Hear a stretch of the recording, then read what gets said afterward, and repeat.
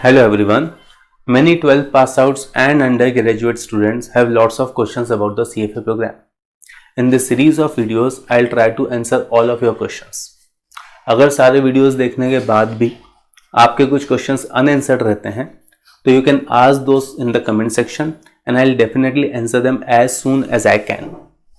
Today I'm gonna tell you what is the CFA program, when the exams are conducted, what is the curriculum or syllabus of the program, and what is the exam pattern, right? So let's begin. CFA course is offered by CFA Institute USA. It's a globally recognized course. When I say globally recognized course, I say this because there are more than 400 test centers in more than 100 countries in which CFA exams are offered. So you can easily find a test center in your own city or any other city nearby, right? CFA exams are divided into 3 levels. 3 level होते हैं exam के, level 1, level 2 and level 3. You have to clear all the 3 levels of the exam to complete the CFA course. Currently हम 2024 की cycle की बात करें, currently level 1 exams are offered 4 times in a year. These months are February, May, August and November. Level 2 exam is offered 3 times in a year and the months are May, August and November. And lastly, level 3 exam is offered 2 times in a year and the months are February and August, right? Now let's talk about the curriculum. For the remaining part of the video, we'll specifically stick to level 1 only.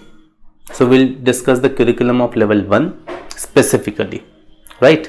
Level 1 curriculum consists of total 10 topic areas. There are 10 subjects, you can say, that you have to study. These topic areas or subjects are ethical and professional standards, quantitative methods, also known as quants, इसको short में quants बोलते हैं, economics. The fourth subject is financial statement analysis.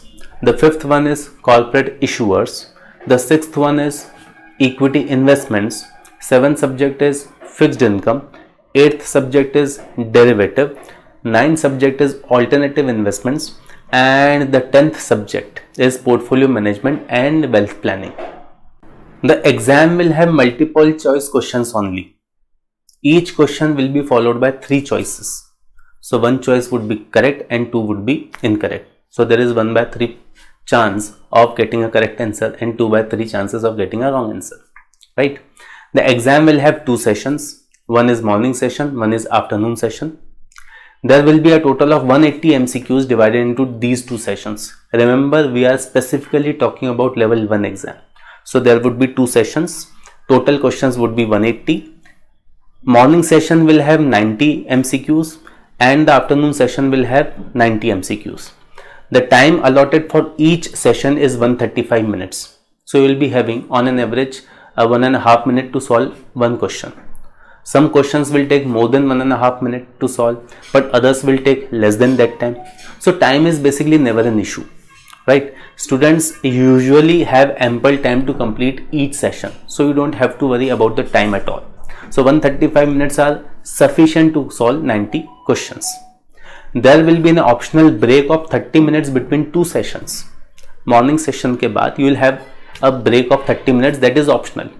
You can take the break, refresh yourself before starting session 2, or you can skip the break and go ahead with session 2 right after completing session 1. But it is strongly advised that you must take the break. A break will calm your mind and will help you to re-energize and refocus yourself for the next session. Session 1 will cover 4 topic areas. These topics are ethics, quant or quantitative methods, economics and financial statement analysis. The remaining 6 topic areas are covered in session 2. So session 2 will include equity investment, fixed income. It will also include portfolio management and wealth planning, derivatives, alternative investments and corporate issuer. So 4 topic areas will be covered in session 1 and 6 topic areas will be covered in session 2. right? Now, different topic areas have different weights in the exam. These weights are: ethics has a weightage of 15 to 20%, quant has a weightage of 6 to 9%, economics has a weightage of again 6 to 9%, financial statement analysis has a weightage of 11 to 14%, equity investment again has a weightage of 11 to 14%, fixed income has a weightage of again 11 to 14%, portfolio management and wealth planning has a weightage of 8 to 12%, alternative investment has a weightage of 7 to 10%, corporate issuer has a weightage of 6 to 9%, and derivatives has a weightage of 5 to 8%. Now let's understand how this weight system works. See, ethics as a subject has a weight range of 15 to 20%. There are total 180 MCQs in the exam. So what is 15% of 180? It is 27. And what is 20% of 180? It is 36. So you can expect at least 27 questions from ethics and a maximum of 36 questions from the same topic, right? So the question range would be between 27 to 36. The same applies to all the subjects. So you can clearly see that some subjects are heavyweights while the other subjects are lightweight. Kindly note that you cannot leave any topic just because it is lightweight. Regardless of the weight, one must score at least 50% in each topic area to give oneself a fair chance of clearing the exam. The good thing is that there are no negative marking for wrong answers, but you should not make wild guesses in the exam, right? So today we have learned about the CFA program, its exam window, topic areas and exam pattern. In our next meeting, I'll answer questions like exam eligibility, exam cost, total duration to complete the CFA program, and the eligibility to earn a charter. So till then, like, share, subscribe and also click the bell icon for receiving notification. Stay tuned for more updates. Take care. Bye bye.